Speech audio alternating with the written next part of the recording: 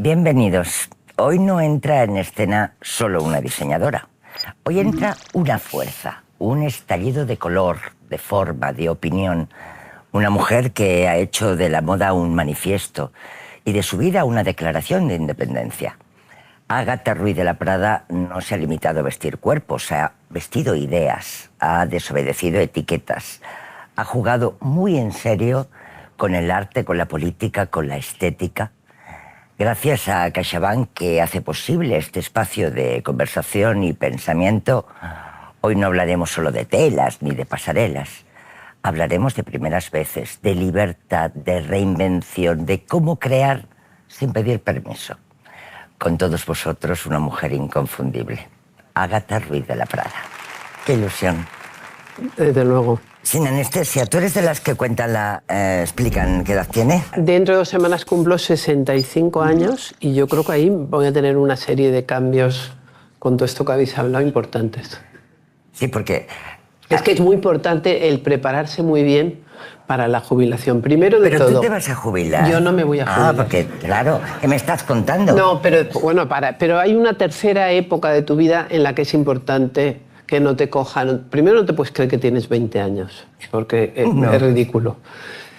Y segundo, te tienes que preparar. Y luego yo ya estoy en una edad que llevo años, porque vas llegando poquito a poquito, en la que ya no quiero tener menos cosas. Vale. Que es muy difícil, ¿eh? En todos los sentidos. En todos los sentidos. Entonces, tener pocas cosas, quitar cosas, porque yo soy hija de un coleccionista de arte. Sí, lo sé. Y entonces los coleccionistas, tú sabes que están locos. Es una locura. Porque lo sé. O sea, mi padre era coleccionista, pero no era coleccionista como los de ahora. O sea, ahora mismo un coleccionista lo que quiere es como prestigio social. Mi padre compraba los cuadros y no quería que los viera nadie, porque decía que le iban a secuestrar, que, por ejemplo, un pintor... A mí me pide un pintor una cosa que yo tengo en mi casa y se la dejo encantado, porque la cosa sube de valor. Claro. Pero mi padre decía, no me lo va a devolver, ¿qué tal? Bueno, era loco. Bueno, entonces escondió los cuadros, pero no le dijo a nadie dónde estaban escondidos. ¿Y no vendió unos cuadros para salir del... No, luego los vendió un día, cuando yo empecé con El Innombrable. Me da rabia hablar con él, pero es de él, pero... un día fuimos al fútbol, a los toros, yo no sé a lo que fui, pero creo que al fútbol, no sé. Y de repente veo yo a una que era... Mariluz Barreiros. Sí, hombre. Y claro, a mí Mariluz Barreiros, yo en esa época... Que era mujer de Jesús de Polanco. Pero es que estaba con Jesús de Polanco, que llevaban 15 días. Ah. Y justo fue que les vi en los toros. Entonces yo la conocía, pero claro, ella en esa época que yo iba con el pelo corto, me lo cortaba así, tal y cual, pues ella iba teñida, iba muy... Estupenda. Era muy lo contrario de mi estilo en esa época, ¿no? Y entonces ella le dijo, mira Jesús, el padre de Ágata, es el mejor coleccionista de España y tal. Y a los 15 días, o sea, cuando llevaba como 1 mes y medio con de repente llama un tío, oye, coge y le compran la colección en 10 minutos. Y Polanco se la compró. Y encima mi padre se ofendió porque, claro, le hizo una oferta que no podía rechazar. Claro. Pero la miró, imagínate, como 3/4 de hora. O sea, él vio, esto es un tal, esto es un no sé qué, esto es un tapiz, bien. Y se fue y la compró. Y entonces mi padre también, que como te he dicho estaba como una cabra, pues ¿qué hizo con ese dinero? Se compró una finca de su suegro de Barcelona. Vale. Que siempre le había caído muy mal el suegro a él y él al suegro. Y además a mi padre no le gustaba el campo. Cosa que a mi familia pues siempre nos ha gustado muchísimo el campo. A ti te gusta mucho. A mí me el encanta campo. el campo. Tú te has despertado hoy a las 4:30. Hoy me ha despertado una cosechadora a las 4:15 de la mañana. Tú imagínate, yo estaba durmiendo en un cuarto que tenía una ventana como esta pantalla. Entonces la dejaba abierta, muy romántico, ¿no? Por la noche, casi luna llena en el campo, tal. Y de repente me despierto y veo una cosechadora ahí, digo, con las luces y tal y cual, porque tú fíjate cosechando. Qué susto. ¿Cómo? Y entonces he bajado la persiana para que no se me llenara de polvo el cuarto Y entonces luego he pensado, oye, me va a jorobar esta cosechadora y me he venido conduciendo a Madrid, que no había hecho eso nunca en mi vida. Pues ves. Me daba miedo venir por la carretera. Tú sabes que aquí en CaixaBank se habla de las primeras veces. Sí, sí. Pero las primeras veces a mi edad, hacer tantas primeras veces. No, las primeras veces a esta edad. Ya. Yo no sé, esto lo puedes poner en el catálogo. Yo, por ejemplo, nunca he trabajado más que este último año. O sea, me he pegado una paliza de trabajar que ni con 25, ni con 30, ni con 35, nunca he trabajado más que con 64. Ha sido una locura que digo, bueno, como sigamos así, voy a reventar. Pero fíjate, si estás pensando ya en la jubilación que no existirá... No es en la jubilación, es en la adaptación. Tú tienes que pensar un poco, pues lo que te contaba del coleccionismo, es que aunque yo no he querido ser como mi padre, pero lo tengo un poquito en la sangre. Seguro. Entonces tengo muchas más cosas de las que necesito. Por ejemplo, me he cambiado de casa y me he cambiado con 15.000 libros. Ordénalos, los 15.000. Déjame que te diga una cosa. Eduardo Mendoza, sí, el escritor, me dijo una vez que solo hay que tener 1.000 y cada año tirar los que sobren. Pero yo soy incapaz, porque para eso tienes que ser muy inteligente. Yo no soy tan inteligente. Yo tampoco. Claro, lo de tirar un libro, yo no tengo narices para tirarlo. Hay otra manera, luego hablaremos de futuro, pero hay otra manera que es, vamos, infalible de medir el tiempo. Hay causas personales, cosas personales. Y otra, la vida profesional. Y si yo no estoy equivocada, tu primer desfile ocurre hace 44 años, ¿puede ser? Yo tenía 20 años cuando hice mi primer desfile. Yo ahora veo una de 20 años y la encuentro un bebé recién nacido. Yo ya tenía mi dinero, estaba dada de alta en la Seguridad Social, registrada la marca, pagando, tenía asesor fiscal y todo eso, ¿no? Con 20 años ya tenías asesor fiscal. 20 años. Bueno, con todo, porque yo... Y ya tenías las ideas claras. Sí. Tú ya habías hecho tu apuesta. Y yo, si no recuerdo mal, corrígeme, sí, los años 80 eran los de las sombreras. Las sombreras, las cazadoras tejanas desgastadas, los colores neón, los pelos con volumen, ¿no? ¿Y cómo fue? ¿Qué es lo primero que salió en la pasarela? Pues tuyo? Hablando de las sombreras, yo tuve un trabajo antes del mío, era becaria, y era con Pepe Rubio. ¿Tú te acuerdas de Pepe Rubio? Y Pepe Rubio era un tío altísimo, altísimo, altísimo, y con unos hombros así. Y lo que más le gustaban eran las sombreras. Y entonces mi trabajo consistía, y era la única que había, porque era Pepe Rubio el jefe y yo la becaria, punto, no había más. Y entonces mi trabajo era ir todos los días a Pontejos a comprar hombreras. Y el tío al día siguiente ya no tenía hombreras y decía, pero Pepe, ¿qué has hecho con las hombreras que te he comprado esta mañana, no? ¿Y en tu desfile había hombreras? No, ya me cansé mucho con tantas sombreras de Pepe Rubio. ¿Qué había en aquel primer desfile? Pues ya era de colorines, ya era...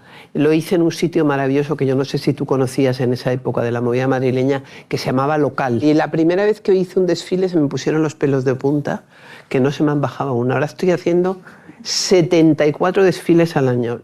Decías que ya había colorines en ese primer desfile. Fíjate, colores para no rendirse. ¿Te gusta cómo se ha titulado esto? ¿Sabes lo que pasa? Que yo creo que mi vida ha sido una gran lucha contra la depresión, con gran éxito, porque yo nunca he estado deprimida. ¿Vale? Nunca, jamás.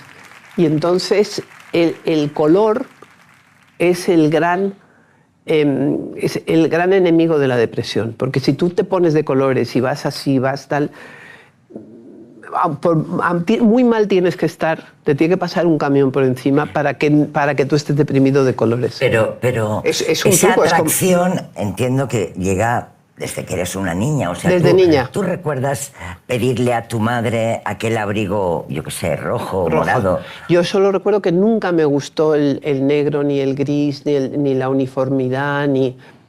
Me parece que el color es la libertad, que el color... Y aparte que lo necesito, porque el color es... Cuando tú tienes una casa, lo más importante de tu casa es la luz. Sí. Bueno, dicen que la dirección. Dicen que lo más importante es la dirección, la dirección, la dirección. Pero bueno, la luz es muy importante. Y entonces, pues el color es como la luz.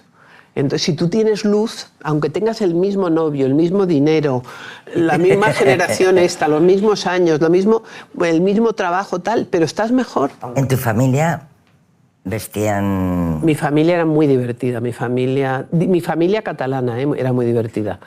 porque... Sentmenat, la parte de tu Sentmenat, Güell y Urruelas, sobre todo los Urruelas, porque yo mi último libro, que te lo tengo que regalar, se llama Todo por un plan, que lo quería yo presentar aquí, justamente en este cuartito.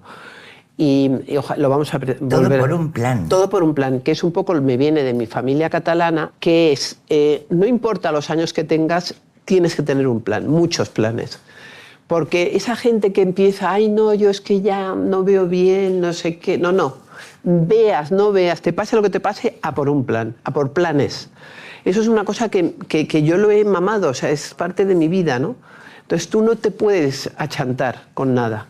Y tienes que, y por ejemplo, yo agradezco mucho a toda la gente que ha venido, pero es que es bueno para ellos, porque hay que salir, eso siempre lo ha dicho toda mi familia, y siempre sacas algo bueno de un plan. Ahora me cuentas los planes, pero dices, hay que salir. Si yo no estoy en un error, tú te dedicaste a la moda, aunque en realidad lo que te gustaba era pintar. Sí. Pero pensaste, si me quedo en el estudio pintando en casa, me voy a comer el tarro. Claro, tengo mucho miedo yo de los tarros.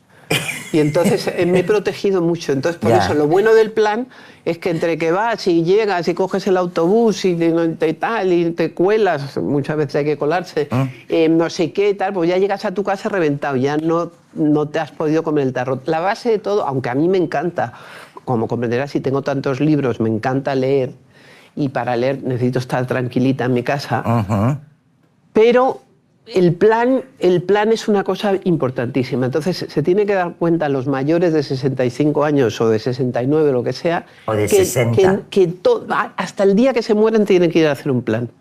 Te tiene que coger... Ahora mismo, ¿qué planes tienes a medio plazo? Bueno, yo hoy me voy a ir a Mallorca, si Dios quiere, esta noche, ¿no? Sí. Y mañana tengo invitados, pero vamos, yo hay días que tengo 10 cenas. ¿Y sabes lo malo? Que quieres ir a las 10. Que quiero ir a las 10. Porque hasta el peor plan, el que peor pinta tiene, puede ser el mejor. ¿No? Y en cambio, luego vas muy ilusionado a un plan, dices, jo, este planazo. Por ejemplo, yo fui al baile de la Rosa. En Mónaco. En Mónaco, que era muy bueno, porque encima me habían invitado unos de Mónaco espectaculares y tal, y dices, oye... Pero era en la época gloriosa de todos. No, eso ha sido con Carolina hace poco. Hace poco. Vale. Y entonces vas con tantas expectativas, aunque yo tampoco te creas que iba con tantas, pero bueno... Que en cambio vas un día a un plan tonto y te cambia la vida.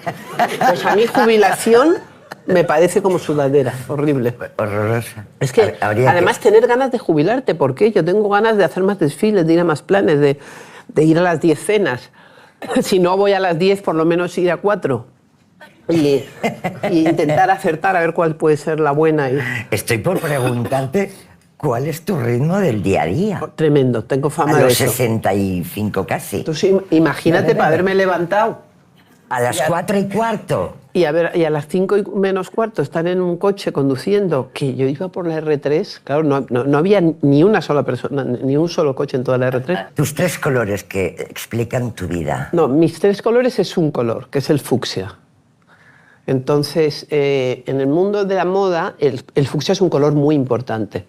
O sea, mayormente en el mundo de la moda, como en muchos mundos, el negro tiene un poder morrocotudo que está desapareciendo un poco. Cada día se ve menos negro. Hace unos años toda la gente que está aquí hubiera ido enteramente de negro y ahora solamente son los cámaras que van enteramente de negro. Pero bueno, no creas. Bueno, pero muy pocos en general. Antes hubiera sido todo el mundo de negro. Y entonces el otro color es el fucsia, que es, por ejemplo, pues, Christian Lacroix, Saint Laurent, Schiaparelli. Es un color muy... Balenciaga usaba muy bien el fucsia. Y entonces el fucsia es como un color que a mí me entusiasma, que es el rosa mexicano. Pero es un color difícil. No, ¿qué dices difícil? Bueno, según qué pieles, mira, también. En mi casa, el suelo, yo tenía un pisito en Nueva York entero, el suelo, las paredes, todo era fucsia. Y era ideal. ¿Y tú dirías que es un color? Y ahora mismo me acabo de cambiar de casa y todo el suelo de la cocina, de los cuartos de baño, de todo, es fucsia. Ahí me pega más. Pero sí, todo... Bueno, todo era un poco bestia. No es muy relajante, ¿eh? El fucsia. Bueno, pero tampoco me pasaba el día en Nueva York. Buena respuesta. Sí. Lo bueno de la generación Plus, La generación más es que ya no tienes que preocuparte de todas estas tonterías que los jóvenes que no encuentran, que son listos, educados, hablan 6 idiomas, tal. pero no sé, es que no saben qué hacer. Y están como que no se entusiasman por nada, ¿no? Y en cambio yo creo que con esta edad pues te entusiasmas con todo, con tomarte una cerveza, con ir con cualquier plan. Planes. No, y un día más es un entusiasmo. O sea, Planes de colores tendría que llamarse tu libro. No, todo por un plan, ese Todo de por verdad. Un plan. Tú has, además, tú has impregnado tu carrera o tus diseños de un finísimo sentido del humor. Yo no sé si... Es que es muy importante el sentido del humor. Eso está plasmado en cada uno de tus diseños, en muchos de tus diseños. Pero mira, ahora estoy en un momento, fíjate, la semana pasada me fui, me iba a Mallorca, empezaba mis vacaciones con un poco de retraso, porque estuve... Entonces me salió un plan en París, una noche. No te voy a preguntar. No, era una... No, entonces... ¿De qué era? No, era una fiesta, nada, una fiesta. Luego no resultó tan buena, como... ¿Ves? Nada, y entonces digo, bueno, pues qué más me da, y coger el avión Madrid-París, París-Mallorca.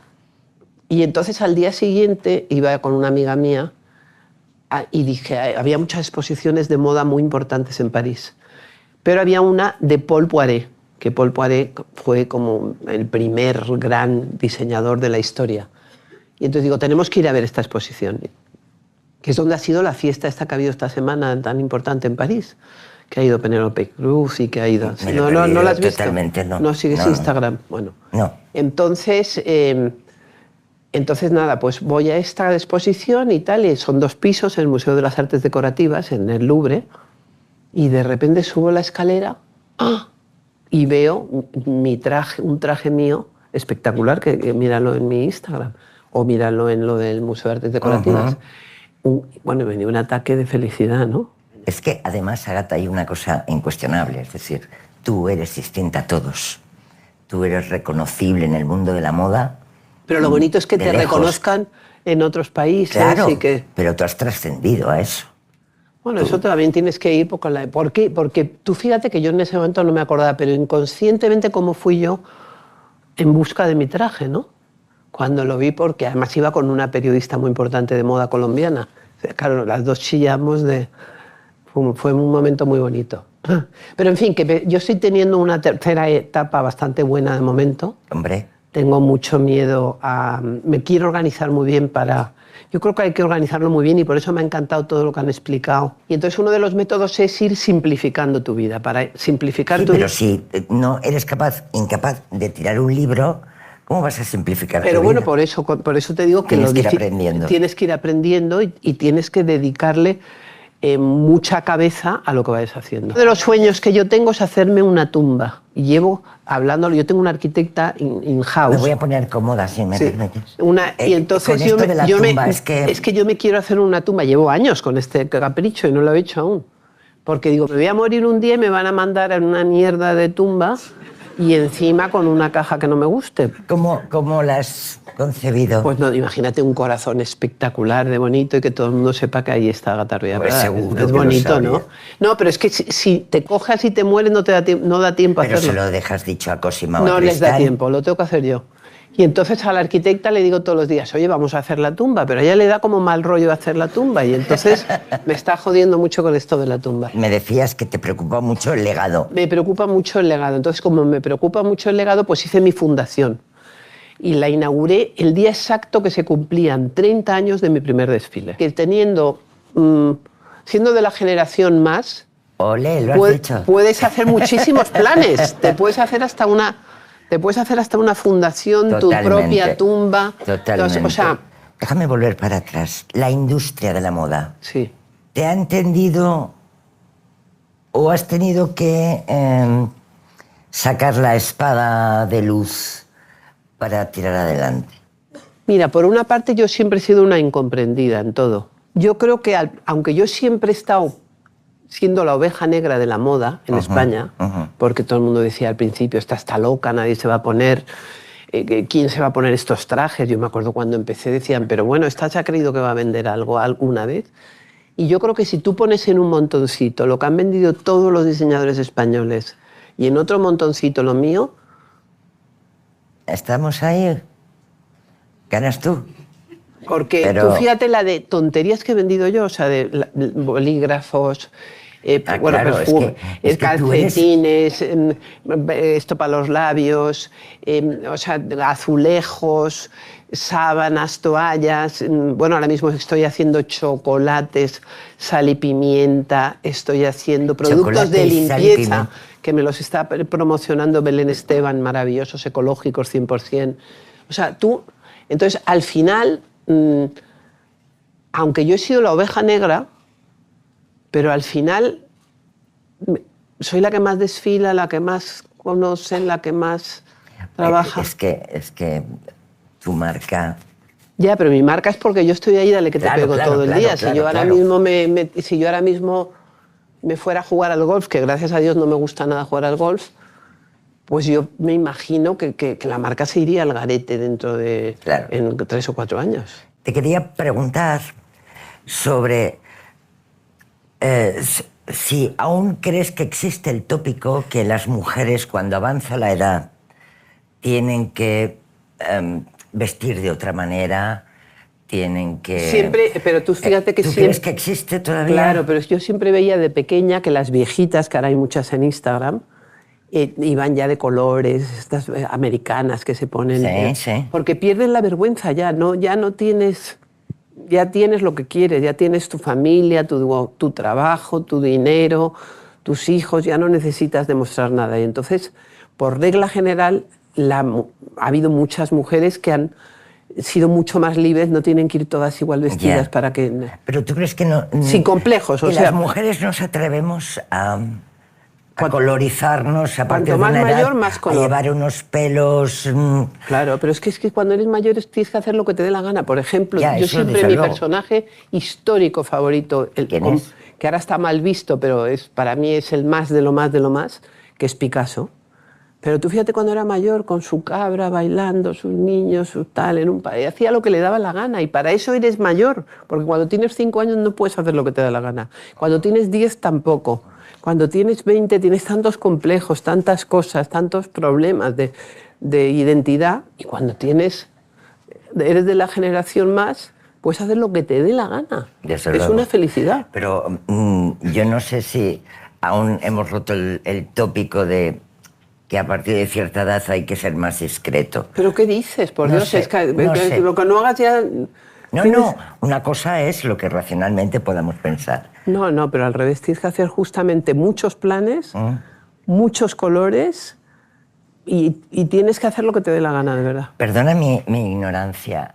¿Para los hombres has diseñado? Lo digo para que vayan tomando nota los hombres que están aquí. El hombre ahora mismo está en un momento de total ruptura. Yo estoy muy en esa línea, cambiando. Fíjate, por primera vez en mi vida, el año pasado, también tiene un poco que ver con Generación Más, he hecho una cosa que todo el mundo hace cuando está muerto, yo lo he hecho viva, que es coger un director artístico. Me daba rabia que todo, ¿sabes? Un director artístico. Sí. Y entonces yo me he podido elegir, igual que yo me he podido hacer mi museo, mi fundación a mi gusto, pues me he podido elegir un director artístico a mi gusto.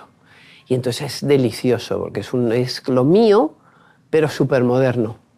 Y los hombres ahora están en un momento pues que van, si quieren, con una falda, debajo llevan un pantalón, se ponen un cocodrilo en la cabeza. ¿Les sacaremos del gris? ¿Qué? ¿Les sacaremos del gris? Sí, ya hasta que... A ver. Hombre, estamos en un banco, ¿eh? Estamos en un banco. No, pero el banco son personas. Pero sí, desde luego. ¿Has visto qué cañonazos los del banco, eh? Los han cogido por... No sé lo que tal harán los números, yo creo que los han cogido por guapos. ¿Tú agatizaste a tu familia? Al principio tienes que agatizar a lo que tienes alrededor. Por eso. Al principio, una de las cosas más importantes es saber vender.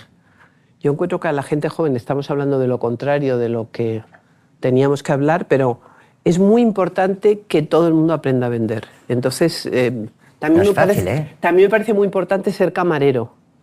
¿Tú te has fijado que cuando vas a un restaurante y quieres algo del camarero, el camarero siempre está mirando para otro lado? Sabe que tú quieres algo y entonces mira para otro lado, ¿no? Pero es muy importante que te pidan muchas cosas, tú no te pongas nervioso y sepas... Son esas cosas, porque si tú vendes una camiseta, luego puedes vender un crédito, un plan de estos, el piso, ¿no? A estos señores mayores, todo. Es que me encanta vender, pero ya aunque no sea para mí, o sea, es que me gusta vender, me pone, me divierte. Yo los días que vendo muchísimo no puedo ni dormir por la noche. ¿Y te has sentido señalada por tu personalidad tan marcada, no solo entre los tuyos, sino en los ambientes que has... Pero es que no te tiene que importar la crítica. ¿No te has sentido la rara muchas veces? Tú imagínate que a las amigas de Pablo Picasso, de la madre de Pablo Picasso, de Málaga, sí. Si a Pablo Picasso le hubiera importado lo que pensaban las amigas de su madre, ¿qué hubiera sido de la historia del arte? Es que cuando tienes una cosa tienes que ir a por ella, da igual que te critiquen, da igual que todo el mundo diga que estás loca, da igual que no vendas, da igual todo. Tienes que tener un poquito para comer, ¿no? Claro, claro. Y ya está, y entonces, pero lo más importante es creer en ti misma. Sin duda alguna, y tú lo has demostrado sí. Desde hace más de 50 años. Y al final la gente, pues al principio... lo más importante de tu ropa es que la reconozcan. ¿Qué papel juega la estética cuando hablamos de autoestima en cualquier edad? Es súper importante. Y además ahora están habiendo milagros, porque habéis visto, por ejemplo, la madre de las Kardashian, ¿cómo está? Bueno... Acojonante. Es más joven que la mujer de Jeff Bezos. Sí, por eso, mucho más joven y mucho más guapa. Sí, sí. Y entonces es increíble eso que están haciendo, muchas. Y yo, por ejemplo, ahora se me ha pasado un poco, pero en una época me dio por ver a Jane Fonda, que tenía 80. Ahora ya está casi dando tortas a los 90. Sí, y entonces, increíble, ¿no? Pues no sé, es que creo que te tomas ahora una medicina que te dan y te quitas 30 años, dejas de ser de la generación esa. ¿Tú te has cuidado mucho?